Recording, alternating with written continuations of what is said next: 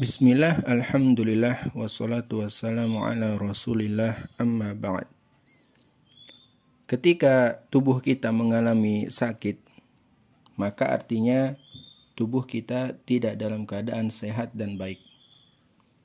Ketika itulah tubuh berada di atas luar kenormalannya, disebabkan oleh kerusakan-kerusakan yang menimpa tubuh, baik kerusakan yang menimpa pada fungsi indera maupun kerusakan yang menimpa pada gerak motoriknya. Tentang kerusakan fungsi indera, bisa jadi dia hilang sama sekali. Misalnya mata menjadi buta, telinga menjadi lumpuh, telinga menjadi tuli, ya, ataupun badan menjadi lumpuh.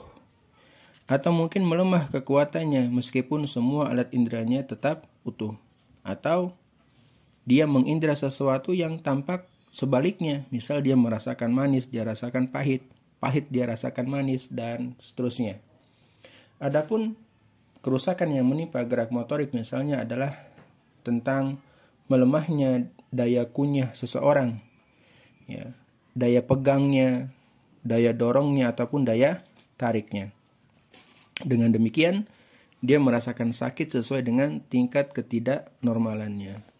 Meskipun dia belum sampai pada tingkat binasa dan kematian, dia masih memiliki kekuatan untuk mengindra dan juga gerak motorik meskipun lemah sekali. Nah, sebab ketidaknormalan tersebut bisa dikarenakan rusaknya kadar tertentu. Yang pertama mungkin karena kekurangan materi sehingga perlu ditambah, atau mungkin karena kelebihan sehingga perlu dikurangi. Yang kedua, mungkin karena kelebihan suhu panas, dingin, lembab, atau suhu kering, atau ia kekurangan dari kadar normalnya. Untuk itu dia perlu diobati dengan sesuai dengan ukurannya. Yang ketiga, dan ini adalah prinsip yang menjadi konsentrasi para dokter dalam analisa diagnosanya. Dan semua itu telah tergantung dan semua itu telah terkandung dalam Al-Quranul Karim, yang dimana Allah Subhanahu wa Ta'ala yang menurunkannya juga menganjurkan agar Al-Quranul Karim dijadikan sebagai obat dan rahmat. Itu jika kita terjadi pada tubuh, yang dimana tubuh akan mengalami kerusakan maupun melemahnya indera dan juga daya gerak motoriknya. Kalaulah hal itu bisa terjadi pada tubuh, maka bisa terjadi pula pada hati. Dan kita telah mengetahui berkaitan dengan hati, hakikat hati yang sakit. Oleh karena itu, hati membutuhkan sesuatu yang menjaganya agar tetap kuat.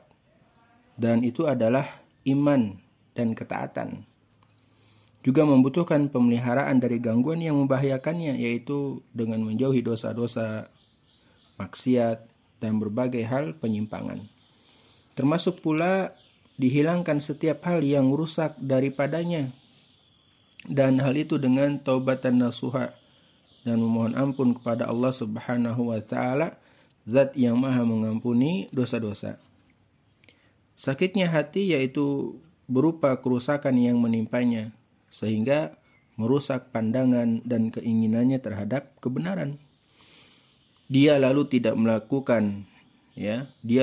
melihat kebenaran sebagai kebenaran, atau dia melihatnya sebagai sesuatu yang lain dari hakikat sebenarnya, atau pengetahuannya tentang kebenaran menjadi berkurang sehingga merusak keinginan terhadapnya. Akhirnya dia membenci kebenaran yang bermanfaat, atau mencintai kebatilan yang membahayakan, atau malah kedua hal tersebut secara bersamaan melekat pada dirinya. Dan inilah pada umumnya yang terjadi. Karena itu, penyakit hati yang menimpa terkadang ditafsirkan dengan keraguan dan kebimbangan, seperti menurut penafsiran Imam Mujahid dan Imam Qatadah tentang firman Allah Subhanahu wa Ta'ala, fi qulubihim maradu, dalam hati mereka ada penyakit. Maksudnya adalah keraguan-raguan. Terkadang pula penyakit hati itu ditafsirkan dengan nafsu berzina, sebagaimana penafsiran firman Allah Subhanahu wa Ta'ala di surat Al-Ahzab ayat 32 yang artinya, sehingga berkeinginan orang yang ada penyakit dalam hatinya. Nah, pada ayat yang pertama ada penyakit syubhat, dan pada ayat yang kedua adalah penyakit syahwat. Kesehatan dijaga dengan hal-hal yang sehat pula, sedangkan penyakit ditolak dengan sesuatu yang berlawanan dengannya. Kesehatan akan semakin kuat dengan sesuatu yang sejenis dengan sebab timbulnya kesehatan, dan akan hilang dengan sesuatu yang berlawanan dengan hal tersebut. Kesehatan dijaga dengan hal sejenis dengan sebab timbulnya kesehatan itu, dan akan lemah atau hilang sama sekali dengan adanya sesuatu yang berlawanan dengannya. Ketika tubuh yang sakit merasa terganggu dengan sesuatu yang bila menimpa tubuh yang sehat tidak berpengaruh apa-apa, misalnya sedikit panas, dingin, gerakan, atau lainnya, maka demikian pula dengan hati yang sakit, dia akan merasa terganggu dengan sesuatu yang amat remeh, baik berupa syahwat ataupun syubhat. Dia tidak akan kuat bila kedua hal tersebut menimpanya. Sedangkan hati yang sehat berkali lipat ditimpa hal yang sama, dia masih kuat menolaknya dengan kekuatan dan kesehatan yang ada pada dirinya.